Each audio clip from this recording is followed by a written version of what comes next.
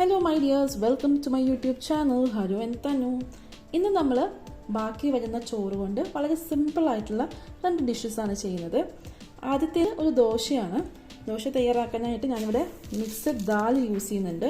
ഇത് നമുക്ക് മാർക്കറ്റിലൊക്കെ വാങ്ങാനായിട്ട് കിട്ടും പാക്കറ്റിൽ. ഇങ്ങനെ പല തരത്തിലുള്ള ദാൽ ഒരുമിച്ച് ഒരു പാക്കറ്റിൽ വാങ്ങാൻ കിട്ടുന്നതാണ്.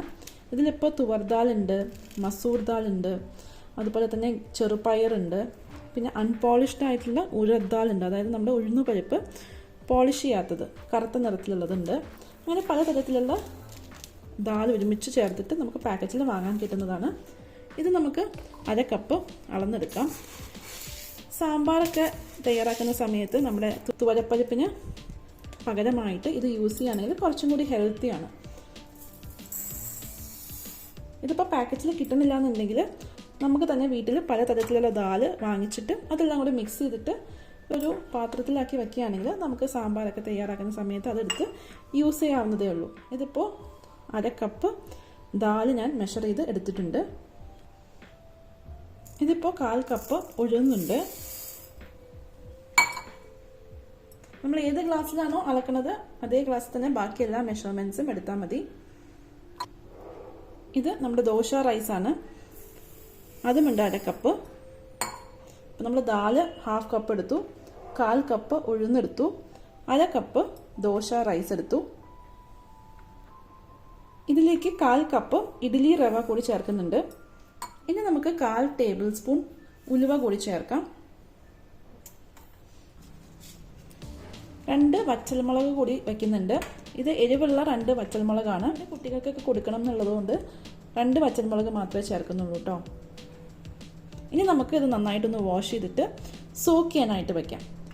8 മണിക്കൂറോളം വേണ്ടി വരും ഇത് സോക്ക് ചെയ്ത് കിട്ടാനായിട്ട്. 8 മണിക്കൂറിന് ശേഷം നമുക്ക് ബാക്കി ചെയ്യാം.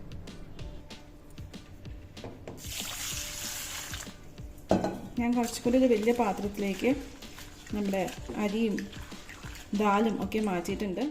സോക്കാകുമ്പോൾ കുറച്ചൊന്ന് വലുതാകും, അതുകൊണ്ടാണ്.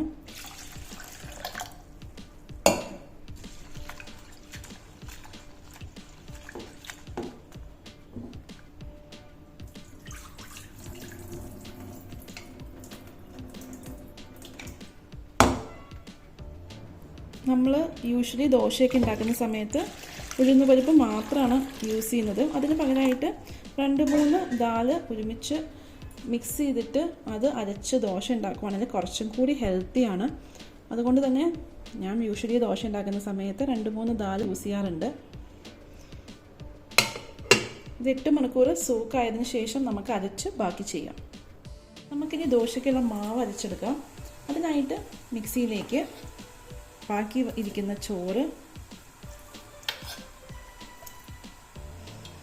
ഇതിപ്പോൾ 1/2 കപ്പ് ബാക്കിയിരിക്കുന്ന ചോറുണ്ട്, ലെഫ്റ്റ് ഓവർ റൈസ്. ഇതിലേക്ക് തേങ്ങ ചിരണ്ടിയത് 1/4 കപ്പ്, നമ്മൾ സോക്ക് ചെയ്ത് വച്ചിരുന്ന മുളകിൻ്റെ ഒക്കെ തണ്ട് കളഞ്ഞിട്ട് അത് കൂടി ചേർക്കാം. വെള്ളത്തോട് കൂടി ചേർക്കാം.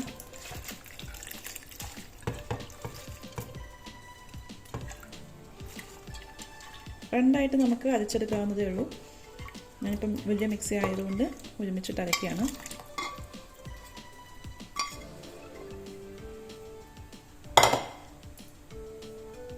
ആവശ്യത്തിന് ഉപ്പ്, ഹിംഗ് അഥവാ കായത്തിൻ്റെ പൊടി,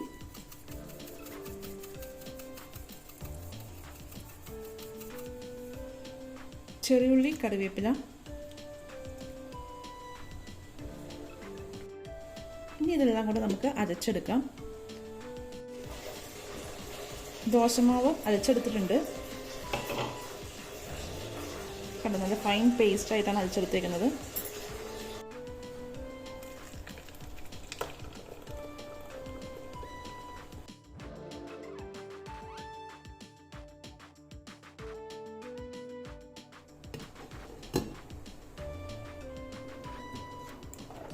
രണ്ട് മണിക്കൂർ റെസ്റ്റ് ചെയ്തതിന് ശേഷം നമുക്ക് ദോശ ഉണ്ടാക്കാം.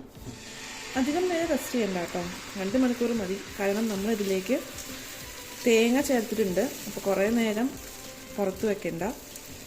കാരണം നമ്മൾ കുറേ നേരം തേങ്ങയൊക്കെ ചേർക്കുമ്പോൾ പുറത്ത് വെച്ചിട്ട് കഴിക്കുന്നത് നല്ലതല്ല എന്നാണ് പറയുന്നത്. അതുകൊണ്ട് 2 മണിക്കൂർ മാക്സിമം അത്രയും. അത് കഴിയുമ്പോൾ നമുക്ക് ദോശ ഉണ്ടാക്കാൻ തുടങ്ങാം. നമ്മൾ ചേർത്തിരിക്കുന്ന പരിപ്പൊക്കെ ഒന്ന് വെന്ത് കിട്ടണം. അതുകൊണ്ട് വേണമെങ്കിൽ ഒന്ന് അടച്ചു വയ്ക്കാവുന്നതാണ്.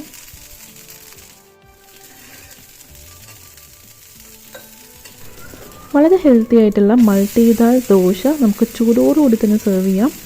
ഇനി നമുക്ക് രണ്ടാമത്തെ റെസിപ്പിയിലേക്ക് പോകാം. തേങ്ങ ഞാനിവിടെ കൊത്തി എടുത്തിട്ടുണ്ട്. ഇതിപ്പോൾ ഒരു പകുതി തേങ്ങയുണ്ട്, ഒരു മീഡിയം സൈസ്ഡ് തേങ്ങയുടെ പകുതി ഉണ്ട്. ചെരണ്ടി എടുത്താലും മടി കാരണം ഞാൻ കൊത്തിയെടുത്തേ ഉള്ളൂ. ഇതിലേക്ക് ഞാൻ 1/4 ടീസ്പൂൺ ജീരകം ചേർക്കുന്നുണ്ട്. ഇത് സാധാരണ ജീരകമാണ്, നമ്മൾ ജീരകവെള്ളമൊക്കെ തിളപ്പിക്കുന്ന ആ ജീരകമാണ്. ഇതൊന്ന് ഞാൻ ക്രഷ് ചെയ്തിട്ട് വരാം. ക്രഷ് ചെയ്തെടുത്തിട്ടുണ്ട്. ഇനി നമുക്കിതിലേക്ക് ബാക്കിയിരിക്കുന്ന ചോറ് ചേർത്ത് കൊടുക്കാം. അതായത് ചോറ് ഫ്രിഡ്ജിൽ നിന്നതാണ്, അതുകൊണ്ടാണ് കുറച്ചൊന്ന് കട്ടയായിട്ടിരിക്കുന്നത്. ഇതിലേക്ക് കുറച്ച് ഉപ്പ് ചേർക്കാം, 1 ടീസ്പൂൺ പഞ്ചസാര. ഇനി ഇത് ഒരിക്കൽ കൂടി ഒന്ന് എല്ലാം കൂടി മിക്സ് ആകാനായിട്ട് ഇതൊന്ന് പൾസ് ചെയ്തെടുക്കാം. എല്ലാം കൂടി നന്നായിട്ടൊന്ന് മിക്സായി കിട്ടാനായിട്ടാണ് പൾസ് ചെയ്തെടുക്കുന്നത്. എല്ലാം കൂടെ നമുക്ക് ഇത് മിക്സായിട്ട് കിട്ടിയിട്ടുണ്ട്. നമ്മുടെ തേങ്ങയും ജീരകവും ചോറും ഒക്കെ കൂടെ അരച്ചത് ഞാൻ ഈ ഒരു പാത്രത്തിലേക്ക് മാറ്റിയിട്ടുണ്ട്. ഇതിലേക്ക് ഞാൻ കുറച്ച് അരിപ്പൊടി ചേർത്തിട്ടുണ്ട്. ഇതിപ്പോൾ 1/2 കപ്പ് അരിപ്പൊടി ഉണ്ട്. ഇതിപ്പോൾ വറുത്ത അരിപ്പൊടിയൊന്നുമല്ല, സാധാരണ പച്ചപ്പൊടിയാണ് യൂസ് ചെയ്യുന്നത്.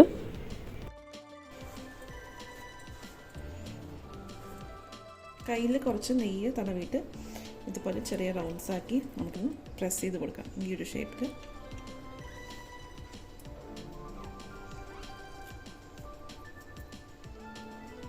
കയ്യിൽ നെയ്യൊന്ന് തടവിയിട്ട് ഇതുപോലെ റൗണ്ടാക്കിയിട്ട് ചെറുതായിട്ടൊന്ന് പ്രസ് ചെയ്ത് കൊടുക്കാം. എല്ലാം നമ്മൾ ഷേപ്പാക്കി എടുത്തിട്ടുണ്ട്. ഇനി നമുക്കിത് വേവിക്കാനായിട്ട് വെക്കാം. നമ്മൾ ഏത് റൈസാണ് വീട്ടിലുണ്ടാക്കുന്നത്, അതിപ്പോൾ കുറച്ച് കൂടുതലായിപ്പോയി അല്ലെങ്കിൽ അതിന് എന്താ പറയുക കുറച്ച് ബാക്കി വന്നു എന്നൊക്കെ തോന്നുവാണെങ്കിൽ നമുക്കിതുപോലെ പ്രിപ്പയർ ചെയ്തെടുക്കാവുന്നതാണ്. പച്ചരിയോ ചാക്കരിയോ കുത്തരിയോ ഏത് റൈസാണ് നമ്മൾ വീട്ടിലുണ്ടാക്കുന്നത് അതുകൊണ്ട് നമുക്ക് ഇതേ രീതിയിൽ തയ്യാറാക്കി എടുക്കാവുന്നതാണ്. ഞാനിപ്പോൾ ഇഡ്ഡലി ചെമ്പിൽ വേവിക്കാനായിട്ട് വച്ചിട്ടുണ്ട്. ഇത് വെന്ത് വരട്ടെ, അതിന് ശേഷം നമുക്ക് ബാക്കി ചെയ്യാം. നമുക്ക് കുറച്ച് കടുക് പൊട്ടിച്ച് ഇതിലേക്ക് ചേർക്കാം. അതിനായിട്ട് ഒരു ചീനിച്ചിട്ട് ഗ്യാസിൽ വെച്ച് ചൂടാക്കിയിട്ടുണ്ട്. കുറച്ച് നെയ്യ് കൂടി ചേർക്കുന്നുണ്ട്. കടുക്, വറ്റൽമുളക് പൊട്ടിയതിന് ശേഷം കറിവേപ്പില ചേർത്ത് കൊടുക്കാം. സവാള,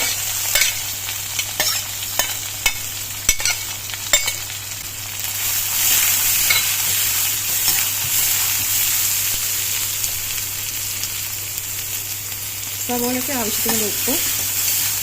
ഈ സവാള ഒന്ന് ബ്രൗൺ ആയിട്ട് വരട്ടെ. സവാള ഒന്ന് ബ്രൗൺ ആയതിനു ശേഷം 1/2 ടീസ്പൂൺ പഞ്ചസാര.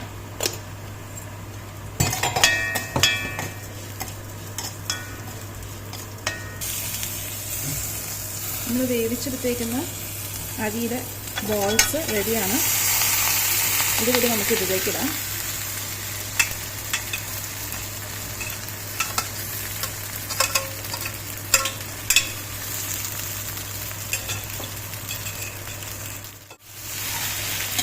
ഇത് നമുക്ക് ഇത് പൊട്ടാതെ സാവധാനം ഇളക്കി കൊടുക്കാം.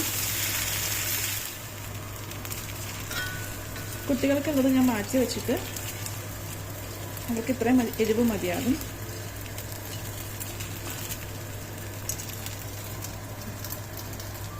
ബാക്കിയുള്ളതിലേക്ക് കുറച്ച് ദോശപ്പൊടി തൂവുന്നുണ്ട്.